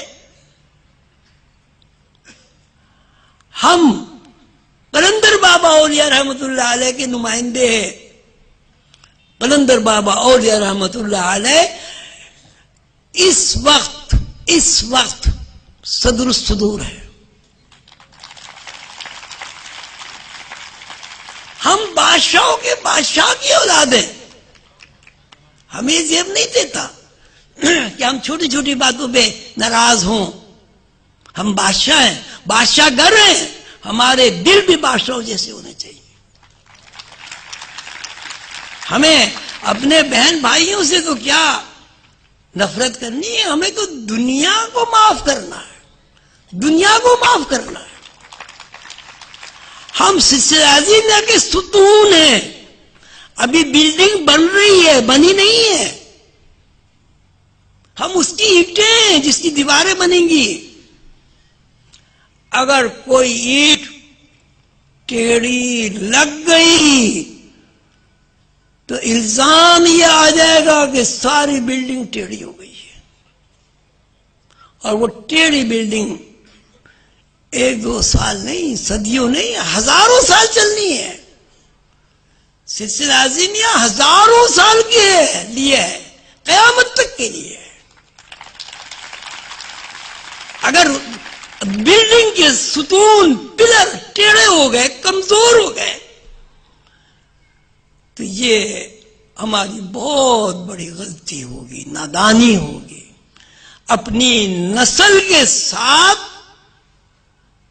یعنی غداری ہوگی. ہمیں چاہیے کہ ہم سلسلے کی چونکہ نمائندے ہیں, ہر رکن سلسلے کا نمائندہ ہے, پہلے اپنی اصلاح کرے, پھر اپنے بھائی کی اصلاح کرے. دنیا میں رواج عام ہو گیا ہے کہ ہر آدمی دوسرے کی اصلاح کی کوشش کر رہا ہے, اپنے گریبان میں جھانکتا ہی نہیں ہے. بھائی جب تمہاری اصلاح ہوگی تمہارے بھائی کی تو آج خود اصلاح ہو جائے گی. ایک باپ جھوٹ بولتا ہے, اپنے بچے سے کہے تم جھوٹ نہ بولو, وہ کیسے ہو سکتا ہے بھائی؟ ایک باپ چیخ کر بولتا ہے اپنے بچے سے کہ بیٹا آرام سے بات کرو. وہ کہا ابا تم بھی تو چیخ کیا ہے,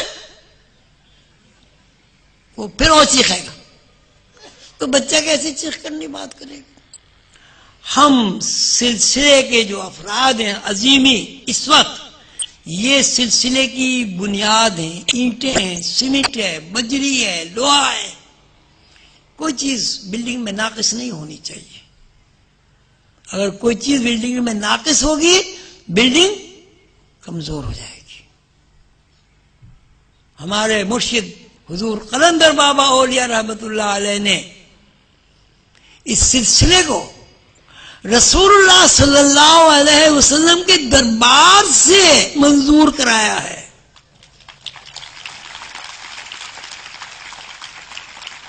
ہم اس منظور شدہ سلسلے کی کڑیاں ہیں. ہمارے اندر کھوٹ نہیں ہونا چاہیے, ہمارے اندر منافقت نہیں ہونی چاہیے, ہمارے اندر جھوٹ نہیں ہونا چاہیے, ہمارے اندر دولت پرستی نہیں ہونی چاہیے. دولت کو مانا برا نہیں ہے, دولت پرستی بری چیز ہے. اللہ تعالیٰ انشاءاللہ اگر ہم لوگ قواعد و ضوابط پر عمل کرتے رہے تو یہ سلسلہ اتنا پھیل جائے گا, اتنا پھیل جائے گا کہ آپ کے تصور میں نہیں آ سکتا. شرط یہ ہے کہ سلسلے کے جو قواعد و ضوابط ہیں وہ ہمیں یاد ہوں اور ہم ان پر عمل کریں. اللہ تعالی ہم سب کو توفیق عطا فرمائے. بہت رات ہو گئی ہے, آپ لوگ بھی تھک گئے ہوں گے. انشاءاللہ پھر ملاقات ہوگی. اللہ تعالی آپ کا حافظ و ناصر ہو. آپ اپنے دوستوں میں جائیں, میرا سلام عرض کیجئے, میری طرف سے سب کو دعا پہنچائیے. اپنے بچوں کو بہت پیار کیجئے. اور ایک ترکیب میں سمجھ میں آئی مفت کی کہ جب آپ جائیں تو اپنے بچوں کے لیے ٹافیاں ضرور لے جائیں, اور تھوڑا سا ذرا اپنے آپ کو راضی کر کے یہ کہیں کہ ابا نے بھیجی ہیں.